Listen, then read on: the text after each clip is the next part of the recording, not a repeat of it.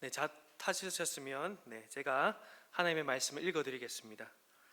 인자가 자기 영광으로 모든 천사와 함께 올 때에 자기 영광의 보좌에 앉으리니 모든 민족을 그 앞에 모으고 각각 구분하기를 목자가 양과 염소를 구분하는 것 같이 하여 양은 그 오른편에 염소는 그 왼편에 두리라. 그때에 임금이 그 오른편에 있는 자들에게 이르시되 내 아버지께 복받을 자들이여 나와 창세로부터 너희를 위하여 예비된 나라를 상속받으라. 내가 줄일 때에 너희가 먹을 것을 주었고 목마를 때에 마시게 하였고 나그네 되었을 때에 영접하였고 헐벗을 때에 옷을 입혔고 병들었을 때에 돌보았고 옥에 갇혔을 때에 와서 보았느니라. 이에 의인들이 대답하여 이르되 주여 우리가 어느 때에 주께서 줄이신 것을 보고 음식을 대접하였으며 목마르신 것을 보고 마시게 하였나이까? 어느 때에 나그네 되신 것을 보고 영접하였으며 헐벗으신 것을 보고 옷 입혔나이까? 어느 때에 병드신 것이나 옥에 갇히신 것을 보고 가서 배웠나이까 하리니 임금이 대답하여 이르시되 내가 진실로 너희에게 이르노니 너희가 여기 내 형제 중에 지극히 작은 자 하나에게 한 것이 곧 내게 한 것이니라 하시고 또 왼편에 있는 자들에게 이르시되 저주를 받은 자들아 나를 떠나 마귀와 그 사자들을 위하여 예비된 영원한 불에 들어가라. 내가 줄일 때에 너희가 먹을 것을 주지 아니하였고 목마를 때 마시게 하지 아니하였고 나그네 되었을 때에 영접하지 아니하였고 헐벗었을 때에 옷 입히지 아니하였고 병들었을 때와 옥에 갇혔을 때에 돌보지 아니하였느니라 하시니 그들도 대답하여 이르되 주여 우리가 어느 때에 주께서 줄이신 것이나 목마르신 것이나 나그네 되신 것이나 헐벗으신 것이나 병드신 것이나 옥에 갇히신 것을 보고 공양하지 아니하였더이니까. 이에 임금이 대답하여 이르시되 내가 진실로 너희에게 이르노니 이 지극히 작은 자 하나에게 하지 아니한 것이 곧 내게 하지 아니한 것이니라 하시니니 그들은 영벌에 의인들은 영생에 들어가리라 하시니라. 아멘. 우리 양옆 앞뒤를 바라보시면서 우리 다시 한번 인사하겠습니다. 만나서 반갑습니다.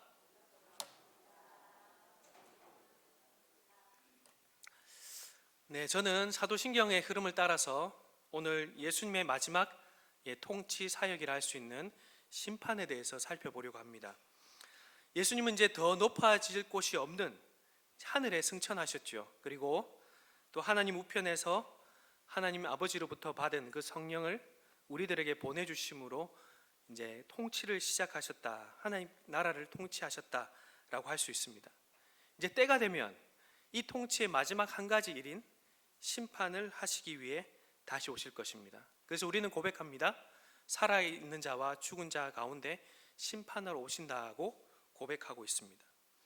주님이 자신이 다시 이 땅에 오실 거라고 누차 약속하신 적이 있죠. 복음서도 그렇고 그렇습니다.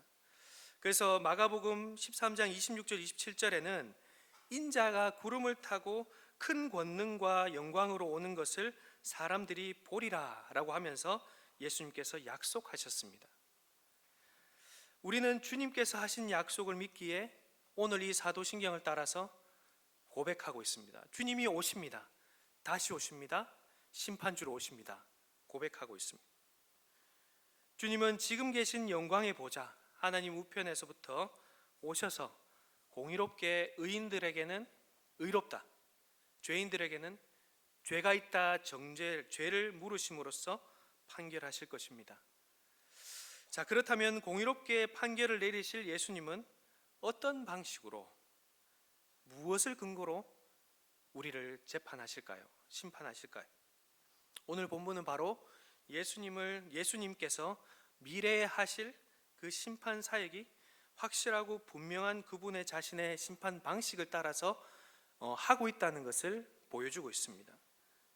예수님의 심판 방식을 오늘 이 본문을 통해 살펴봄으로써 이 마지막 때를 살아가는 우리의 삶의 자세와 우리의 모습이 어때야 되는지 하나님의 교훈을 함께 살펴보겠습니다. 오늘 세 가지를 살펴볼 건데 첫 번째는 악인과 의인을 확실히 분명하게 나누시는 예수님입니다. 자, 먼저 31절부터 33절에 보면 심판주로 나타나신 예수님께서 어떻게 판결하시는지 나와 있죠. 우리 31절부터 33절까지인데 우리 한 목소리로 함께 우리 한번 읽어보겠습니다. 네, 31절부터 33절까지 시작.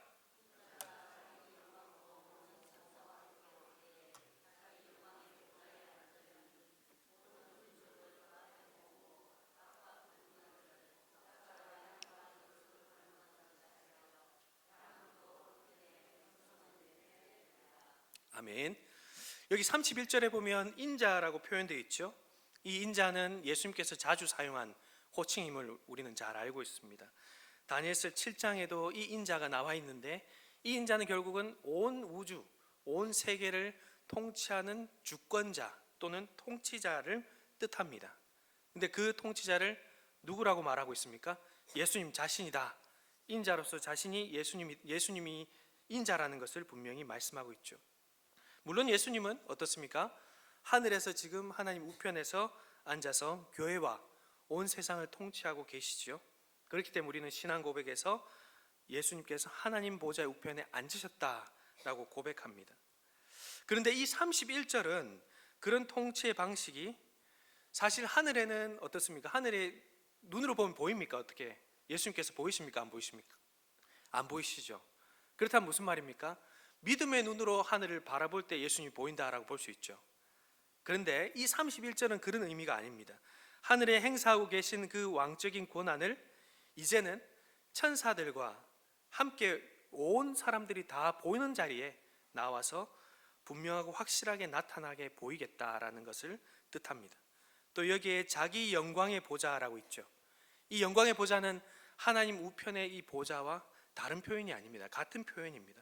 다만 자기 영광의 보좌는 특별히 기능적으로 심판하기 위해 앉게 될 그 보좌를 강조하기 위해서 표현한 말입니다.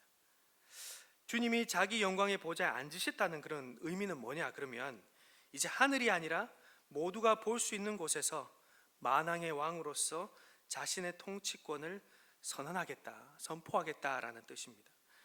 하나님 아버지로부터 권한을 받았고 이제 이 권한, 심판의 전권을 이제 사용하겠다라는 뜻으로 볼 수 있는 것이죠. 이제 하나님으로부터 모든 권세와 영광과 나라를 위임받고 만왕의 왕으로서 인정되신 주님 앞에 이제 모든 나라와 백성이 모이게 될 것입니다. 주님을 보좌하는 천사들은 무엇을 할까요? 큰 나팔 소리를 통해서 모든 나라들이 다 들을 수 있도록, 그래서 이곳을 주목해라, 이곳으로 와라 라고 명령할 것입니다. 그래서 마태복음 우리 25장을 읽었지만 24장에 보면 30절 31절에 이렇게 기록하고 있습니다. 그때 인자의 징조가 하늘에서 보이겠고 그때 땅의 모든 족속들이 통곡하며 그들이 인자가 구름을 타고 능력과 큰 영광으로 오는 것을 보리라. 그가 큰 나팔 소리와 함께 천사들을 보내리니 그들이 그의 택하신 자들을 하늘 이 끝에서 저 끝까지 사방에서 모으리라 라고 말씀하고 있습니다. 예수님은 이제 마지막 남은 이 통치를 곧 시행하실 것입니다. 자, 그렇다면 예수님은 어떻게 재판하실까요? 오늘 본문의 핵심이죠. 32절에 보면 예수님의 행동이 나옵니다. 예수님은 무엇을 하십니까? 목자가 양과 염소를 나누듯이 의인과 악인을 뭐 한다고요? 나누실 것이다. 자신을 기준으로 우편에, 자신을 기준으로 왼편에 의인과 악인을 나누겠다라고 말씀하십니다. 이 나눈다는 표현은 무엇을 전제하고 있을까요? 무엇을 우리에게 생각하게 할까요? 그 전까지는 양과 염소가 어떻다고요? 섞여 있었다. 함께 섞여 있었다는 것을 전제하고 있습니다. 그런데 우리가 이제 이 나눈다는 표현이 다른 곳에도 한 군데 나오는데요. 나눈다는 직접적인 표현은 아니지만 우리가 하나님 나라를 비유로 표현하신 마태복음 13장에 예수님과 알곡과 가라지 비유를 우리는 잘 들어봤을 겁니다. 거기서 예수님이 이렇게 말씀하시죠. 천국은 좋은 씨를 제밭에 뿌린 사람과 같다 라고 말합니다. 좋은 씨를 밭에 뿌리면 어떻게 됩니까? 좋은 씨가 영양분을 공급받아서 열매를 맺으려고 쭉 자라게 되죠. 근데 문제는 뭐냐 하면 원수들이 여기다가 가라지 씨를 뿌린다는 겁니다. 그렇게 되면 어떻게 될까요?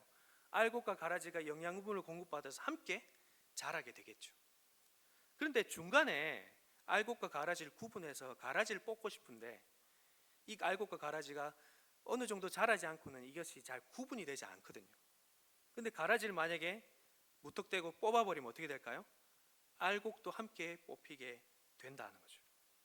그래서 천국이 뭐냐? 알곡과 가라지를 추수 때에 확실히 구분이 될 때에 그때 가라지는 불에 태우기 위해서 뽑아버리고 알곡은 곡간에 채워 넣겠다라는 것입니다. 이 우리 비유는 잘 알고 있습니다. 자, 이것을 통해서 우리는 무엇을 알 수 있느냐? 천국이 좋은 씨를 제밭에 뿌린 사람과 같다라는 표현은 바로 이와 같은 일을 천국에 임하기 전에 이루어 가겠다라는 뜻입니다. 알곡과 가라지를 확실히 나눠서 확실하게 알곡은 곡간에, 확실하게 가라지는 어디예요? 불에 태우는 곳으로 던져 버리겠다라는 것을 이 천국의 비유를 통해서 우리는 알 수 있는 것이죠. 혹시나 알곡이 어디예요?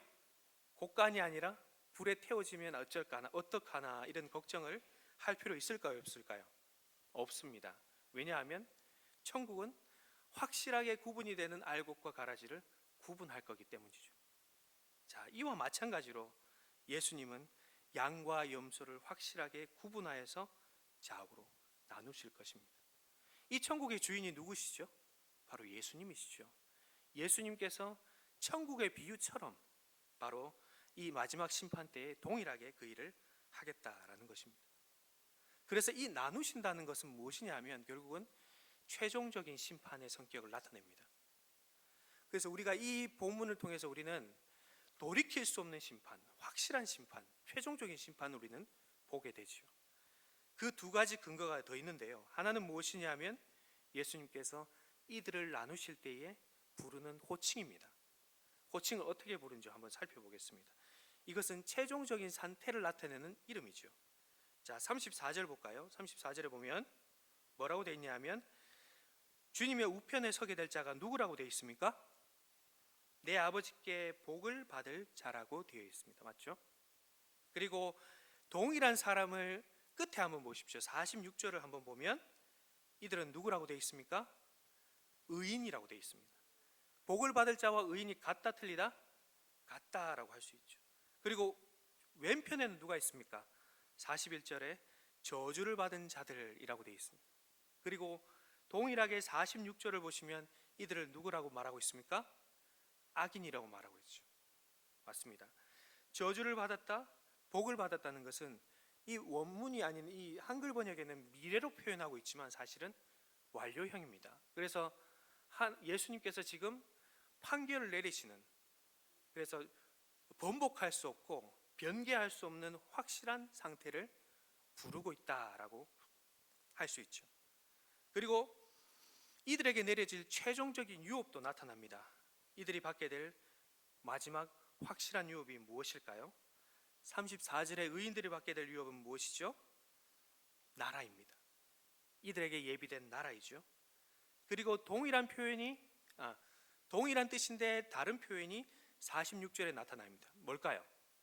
영생입니다. 그리고 악인들에게 나타난 표현은 무엇이냐면 사자들, 그리고 마귀들과 사자들에게 예비된 영원한 불, 그리고 46절에서는 영벌이라고 할 수 있습니다. 이 말은 다른 표현이지만 같은 뜻이다라고 할 수 있습니다. 이들이 받게 될 최종적인 유업이죠. 사랑하는 성도 여러분, 주님이 주실 예비된 나라에서 우리는 고난으로 인해 쉼없이 흘렸던 눈물이 사라지게 되고 해함과 상함도 없고 수고가 헛되지 않게 돌아오지 않도록 하지 않을 것이다. 주님의 기쁨을 참여하게 될 것이다 라고 분명히 선언하고 있습니다. 말 그대로 영생을 누릴 수 있게 된다라는 것입니다. 그리고 악인들에게는 예비된 영원한 불이 예비되어 있습니다. 이들은 구더기도 죽지 않고 불이 꺼지지 않는 곳에 거하게 될 것입니다. 너무나 고통스러워서 내가 가더라도 내 형제는 가지 않았으면 좋겠다라며 외치고 싶은 그런 고통스러운 곳이죠. 성도 여러분, 구약에도 이런 심판의 종류들은 여러 가지가 있었습니다. 우리가 잘 알고 있는 심판이 무엇이죠? 노아의 홍수 사건도 심판이죠. 그리고 소돔과 고모라도 심판입니다. 그리고 이스라엘 백성들을 포로로 잡혀가게 하는 그것도 하나님의 심판이었습니다. 그렇지만 하나님은 단 한순간도 이 심판 가운데서 무작정 진노를 쏟아부으시지 않으셨습니다. 그 심판 속에서도 무엇을 하셨을까요? 진노 중에 긍휼을 잃지 않으시는 분이셨습니다. 심판이 있다 하더라도 반드시 거기에는 구원이 함께 동반되었지요. 그러나 예수님의 심판은, 지금 오늘 이 본문에 나타난 이 예수님의 심판은 어떻습니까? 세 가지로 우리가 살펴봤죠. 나누시다, 그리고 최종적인 호칭, 그리고 최종적인 유업. 이것들은 무엇을 의미할까요?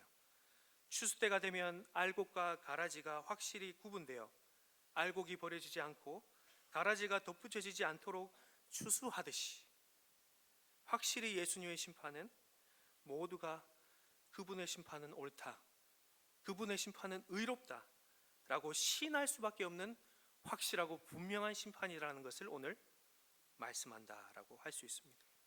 그러므로 우리는 이 심판 앞에 어떻게 해야 될까요? 이 심판이 반드시 있을 것임을 믿음으로, 그 믿음을 잃지 말아야 합니다. 깨어 있어야 합니다. 그래서 우리 25장 앞에 사실 24장에는 무슨 말씀들이 기록되어 있냐 하면 예수님께서 깨어 있으라는 말씀을 누차 하고 계십니다. 도둑이 언제 들어올지 모르니 너희가 깨어 있으라. 신랑이 언제 올지 모르니 네가 뭐하라?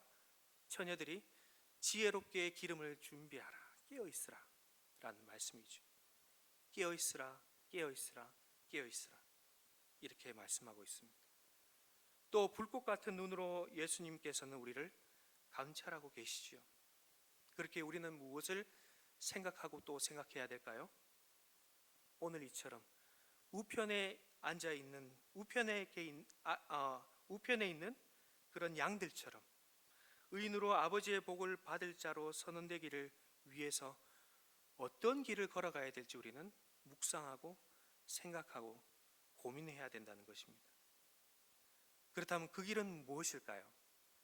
오늘 두 번째입니다. 작은 자를 통해 심판의 근거를 찾으시는 예수님입니다. 자, 그것은 바로 예수님이 양과 염소를 나누는 기준을 우리가 살펴볼 때 분명히 알 수 있습니다. 자, 의인이며 아버지께 복을 받은 자로 구분되는 기준이 35절과 36절에 나와 있는데요. 자, 우리 마태복음 25장 35절 36절 우리 한 목소리로 한번 읽어보겠습니다. 35절 36절 시작.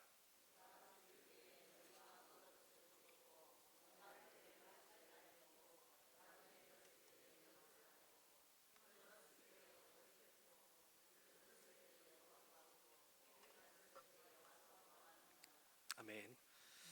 예수님은 지금 예수님 자신한테 어떻게 예수님을 대하셨는지를 꼼꼼하게 구체적으로 지금 말씀하고 있죠. 35절 36절에 보면 나라는 표현이 계속 나와 있습니다. 그런데 원문에는 이 나가 무려 6번 나옵니다. 자, 그러면 이렇게 말씀할 수 있겠죠. 나에게 먹을 것을 주고, 나에게 마실 것을 주고, 나를 환대하고 나를 입히고 나를 돌봐주고 갇힌 나를 찾아와주고, 이렇게 모든 행동 중간에 예수님 자신 나를 포함시키고 있다. 그러니 이 말은 다른 말로 하면 이거죠. 나에게 너희가 다 해줬다. 너희들이 나에게 해줬다는 것을 거듭 강조하고 있습니다. 그렇지만 이들은 전혀 모르고 있죠. 왜 그럴까요? 37절 39절에 보면 어느 때에 37절에 한번 중간에 보십시오. 어느 때에 주께서 줄이신 것을 보고 음식을 대접하였으며 목마르신 것을 보고 마시게 하였나이까. 38절도 보시면 어느 때에 나그네 되신 것을 보고 영접하였으며 헐벗으신 것을 보고 옷 입혔나이까. 마지막으로 39절에도 어느 때에 병드신 것이나 옥에 갇힌 것을 보고 가서 배웠나이까 하리니. 여기서 누차 이 의인들이 강조하는 건 뭡니까? 어느 때에 어느 때에 어느 때에. 예수님께서 네가 나를 했는데 이들은 어느 때에 어느 때에 어느 때에 이렇게 말씀하고 있습니다. 우리는 주님을 뵌 적이 없습니다. 저희가 주님을 위해 무엇을 했다니요? 전혀 한 것이 없습니다. 주님을 본 적이 없으니 우리가 알 턱이 있을까요? 아무것도 할 수 없지요. 이렇게 대꾸하고 있는 것이죠. 그렇다면 예수님은 지금 이들을 편애해서 증거를 지금 조작하고 있는 것일까요? 그렇지 않습니다. 주님은 분명히 그들에게서 의인이 될 자격, 근거를 발견했습니다. 자, 우리 이 제일 중요한 말씀인데 40절 말씀 우리 한 목소리로 한번 읽어볼까요? 40절입니다. 시작.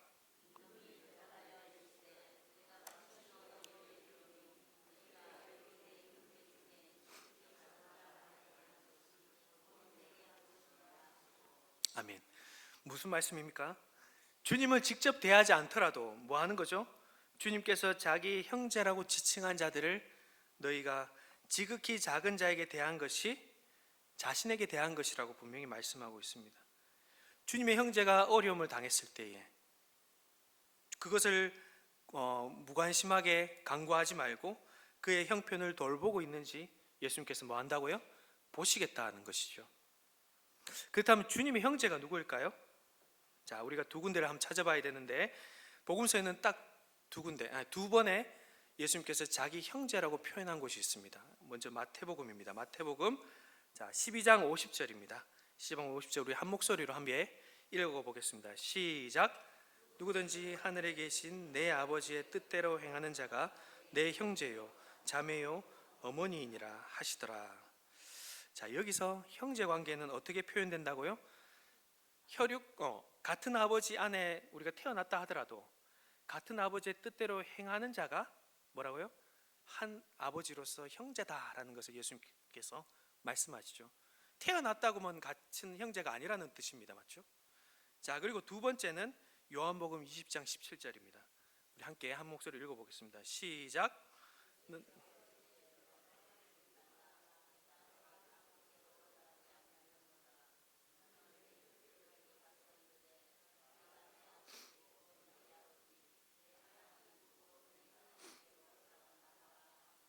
아멘. 이건 부활하신 예수님께서 제자들과 같이 있을 때 하신 말씀이었습니다. 맞죠? 자, 부활하신 예수님과 함께 있는 제자들이 같은 아버지를 모신 한 가족이 되었다는 뜻이죠. 근데 이 두 구절에 공통점이 있습니다.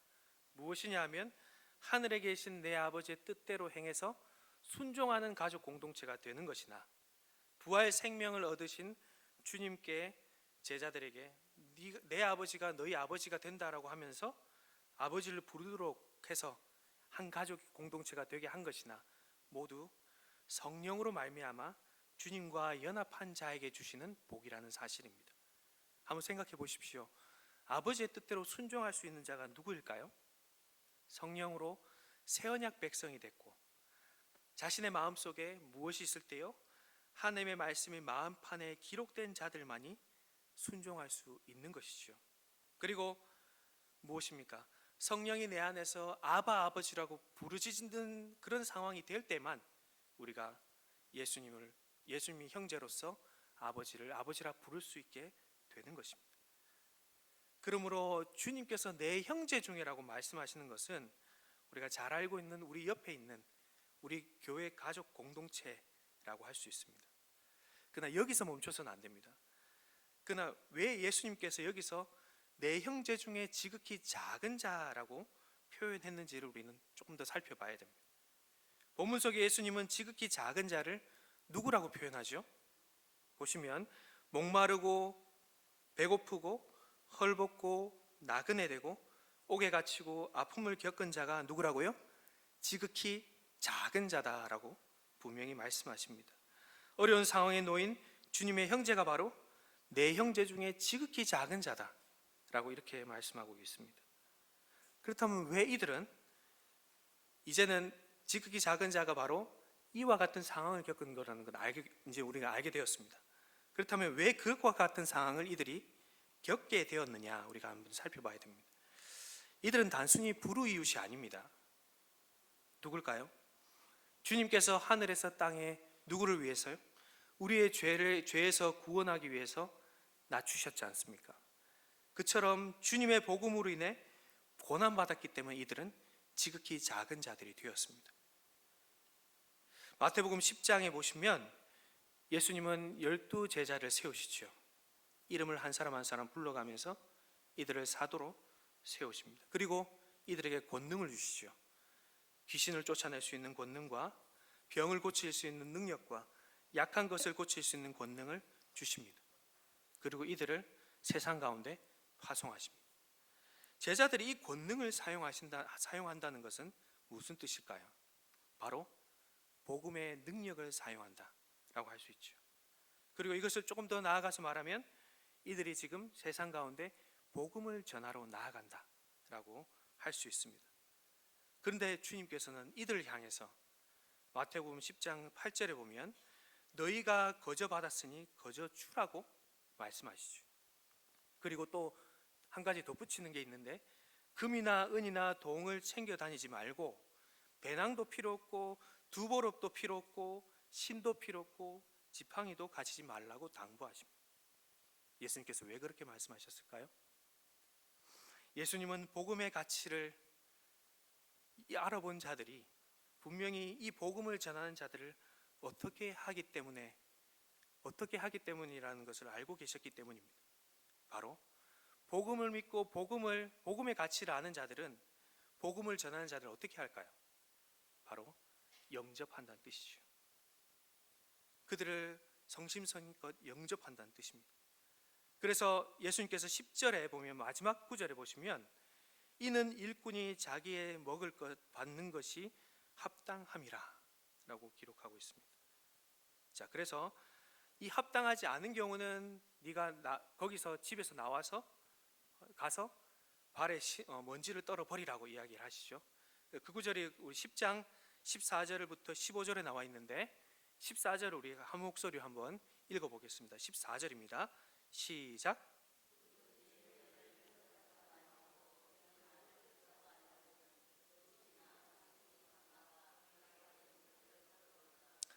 15절에도 보면 내가 진실로 너에게 이르노니 심판날에 소돔과 고모라 땅이 그 성보다 견디기 쉬우리라. 큰 심판이 이루어질 것이다 라고 말씀하고 있죠. 복음을 믿는 자들은 복음과 복음을 전하는 자를 어떻게 합니까? 영접하게 되죠. 그리고 그 복음이 주는 평안이 복음을 영접한 그들 가운데 임하게 됩니다. 이것을 예수님께서 지금 말씀하신 것입니다. 그러니 예수님은 금과 은과 동과 배낭과 두보록과 신과 지팡이를 챙길 필요가 없다. 너희는 복음이면 충분하다. 너희가 챙길 것은 복음 외에는 없다라고 말씀하신 것입니다. 복음을 믿는 자들이 복음과 복음 전달자를 영접할 것이기 때문입니다. 그런데 문제가 있죠. 복음을 거부하는 자들이 있다는 것입니다. 우리가 읽었던 14절 15절에 복음과 복음을 전하는 자들을 거부하는 자들이 분명히 나타난다는 뜻입니다. 이들로 말미암아 복음만을 들고 복음만을 손에 쥐고 나아갔던 자들이 어떻게 될까요? 영접하지 않는다면 어떻게 될까요? 이들은 못 먹을 것이고 이들은 못 마시게 될 것이고 이들은 못 자게 될 것입니다. 이 동네에서 아무도 영접하지 않으니 다른 동네로 나그네처럼 나아가야 됩니다. 거지처럼 이리저리 떠돌아다녀야 되죠. 아프기도 하고 때로는 복음으로 말미암아 옥에 갇히게 되기도 합니다. 많은 사람이 이들을 미워하게 될 것입니다. 복음으로 인해 이들은 지극히 작은 자들이 됩니다. 그렇지만 예수님은 약속하셨습니다. 10장 우리 마태복음 10장 40절 42절 이 10장의 제일 마지막 단락입니다. 결론 부분인데요. 우리 한번 40절 42절 우리 함께 한번 읽어보겠습니다. 시작.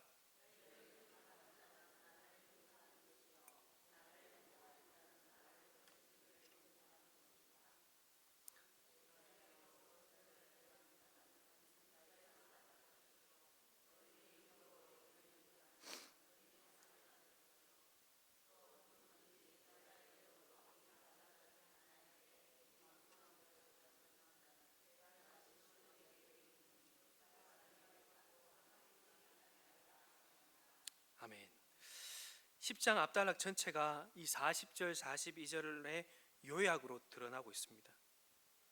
그래서 40절에 보면 너희는 누굴까요? 여기서 복음을 전한 제자들이죠. 42절에 보시면 이 작은 자 중에 하나 누굴까요? 복음을 전하는 제자들입니다. 바로 이런 작은 자들, 복음을 위해서 다니다가 물도 제때 먹지 못해 목이 말라 하는 자에게 냉수 한 그릇이다로 주는 자, 그를 영접하는 자에게 주님은 무엇을 약속하십니까? 상을 약속하신다라고 말씀하십니다. 냉수 한 그릇 무엇이죠? 지극히 작은 호의죠. 그러나 생명과 직결되지만 지극히 작은 호의입니다. 근데 우리 주님께서는 이 작은 호의를 뭐 하신다고요? 기억하신다. 어떻게 기억하신다고요? 오늘 우리가 읽었던 본문에 분명하게 기록되어 있습니다. 성령으로 말미암아 예수님은 이들 가운데 함께 하십니다. 이들과 똑같이 헐벗고 굶주리고 아프고 갇히고 외로이 이 동네 저 동네를 돌아다니셨고 이들이 당한 고단을 그대로 다 예수님도 받으셨던 것이죠. 이것이 바로 예수님이 이들을 판단하는 근거가 된다는 것입니다. 성도 여러분, 오늘 본문은 불의의 돕기를 위한 근거 구절이 결코 아닙니다. 오늘 본문은 복음을 영접하느냐, 복음을 영접하지 않느냐를 통해서 양과 염소를 가르는 기준이 분명하게 나타난다는 것을 오늘 말씀하고 있습니다. 복음을 전하는 자를 영접하는 것은 복음의 내용 되시는 예수님을 영접하는 것이며, 복음을 전하는 자를 천대하는 것은 복음의 내용 되시는 예수님을 천대하는 것이기 때문입니다. 이것보다 더 확실한 심판의 기준이 있을까요? 복음을 전하는 자를 헐벗고 굶주리게 내몰고 아프고 갇히게 만들고 나그네가 될 때까지 방치되도록 두는 것은 결국은 복음을 멸시하는 것이요, 복음을 미워하는 행동입니다. 더 나아가 예수님을 싫어하고 미워하는 불신앙의 행동이 되는 것입니다. 주님께서 자기 형제들을 보내어 은혜의 손길을 내미시는데 그것을 뿌리치고 나는 내 삶을 살겠다, 내 방식대로 살겠어, 복음은 필요하지 않아, 이렇게 외치는 불신앙의 표현이 바로 이것이라는 것입니다. 성도 여러분, 주님은 지금도 이와 같이 하고 계십니다. 복음을 전하는 자를 세상 속에 파송하시오. 그리고 그들과 함께 하십니다. 우리와 함께 하십니다. 어떻게 해요? 제일 먼저 예배 속이죠. 직분자를 통해 복음은 예배 속에 우리에게 전달됩니다. 그리고 세상 속으로 나아갈 성도들의 손에 이 복음이 지워집니다. 목사는 강단 위에서 복음을 전하지요. 장로는 복음의 순결을 지키지요. 집사는 복음으로 인해 고난받는 성도들의 물질적, 정신적 돌봄을 이루어지도록 복음을 구현합니다. 직분자들의 섬김이 이 큰 사랑교회 성도들을 복음을 들고 세상 가운데 나아가게 합니다. 세상에 파송된 자들이 바로 우리입니다. 그러나 세상은 이 진리를 알 턱이 없습니다. 모릅니다. 그렇지만 모든 사람은 주님 앞에 서게 됩니다. 그리고 주님은 물어보십니다. 어떻게 해요? 너는 나를 어떻게 영접하였느냐고 말이죠. 그러므로 우리가 먼저 주님의 복음을 사랑하고 주님의 복음이 풍성한 이 교회를 사랑하는 자들이 되어 복음을 날마다 영접하고 복음을 위해 애쓰는 자들이 되고 또 그런 자들을 영접하여 섬기는 자들이 되어야 하는 것입니다. 이런 복음 중심의 향기가 세상 가운데 흘러나아갈 때에 아직 부름받지 못한 세상 가운데 주님의 택함받은 백성들이 자신의 마음 문을 똑똑 예수님께서 두드리고 계실 때에 영접하게 될 것입니다. 그렇게 할 우리 모두가 되기를 간절히 바랍니다. 마지막으로 세 번째입니다. 거기로부터 오셔서 심판하실 예수님입니다. 이제 복음을 전한 제자들 가운데 계셨던 주님은 때가 되면 약속대로 심판대 앞에 우리를 불러 모아 서실 것입니다. 복음에 무감각했던 자들은 어떨까요? 악인들은 두려워할 것입니다. 자기들이 복음을 대했던 그대로 예수님께서도 동일하게 대할 것이기 때문입니다. 그렇지만 우리는 그렇지 않습니다. 결코 주님의 심판을 두려워해서는 안 됩니다. 왜 그럴까요? 바로 주님이 거기로부터 산 자와 죽은 자를 심판하러 오시기 때문입니다. 그 거기가 어딘가요? 바로 하나님 우편이지요. 종교개혁자 칼빈은 이 하나님 우편을 뭐라고 표현했냐 하면 우리를 위한 은혜의 곳간이다 라고 표현했습니다. 심판하러 오시는 주님은 우리를 위해 빈손으로 오지 않으실 것입니다. 복음을 영접한 자들의 모든 행동들을 다 하나하나 기억해서 그것들을 하나로 안고 우리에게 내려오실 것입니다. 우리가 복음의 형제들을 향해서 베풀었던 작은 냉수 한 그릇, 남몰래 복음 전도자들이 복음을 잘 전할 수 있도록 흘렸던 눈물, 이름 없이 섬겼던 그 작은 사랑의 수고들을 주님은 보좌에서 하나도 빼놓지 않고 다 가지고 우리 가운데 내려오실 것입니다. 주님은 그것들을 보물처럼 챙겨오셔서 은혜의 곳간을 열듯이 우리에게 열어 젖혀 낼 것입니다. 그렇기 때문에 우리에게 심판날은, 복음을 영접한 우리에게 심판날은 무엇일까요? 형벌의 날이 아닙니다. 우리가 이 땅에서 주님의 이름 때문에 겪었던 모든 억울함과 비천함을 주님이 친히 닦아주시고 당신의 영광으로 갚아주시는 가장 기쁘고 복된 날이 될 것입니다. 악인에게는 냉정하고 엄격한 재판관으로 오시지만 복음을 영접한 우리에게는 가장 인자한 구주로 오실 것입니다. 그리고 주님은 다시 우리에게 이렇게 선언하십니다. 제가 그 말씀을 넣진 않았는데 다시 한번 찾아볼까요? 우리 마태복음 25장 35절 36절입니다. 우리 똑같은 말씀이지만 다시 한번 읽어보겠습니다. 35절 36절입니다. 시작. 내가 줄일 때에 너희가 먹을 것을 주었고 목마를 때에 마시게 하였고 나그네 되었을 때에 영접하였고 헐벗을 때에 옷을 입혔고 병들었을 때에 돌보았고 옥에 갇혔을 때에 와서 보았느니라. 아멘. 이 말씀이 어떻게 보이십니까?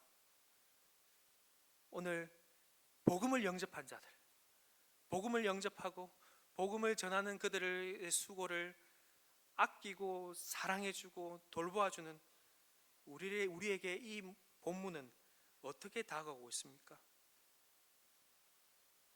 우리는 다시 예수님께서 이렇게 선언하실 때 이렇게 말할 수 있을 것입니다.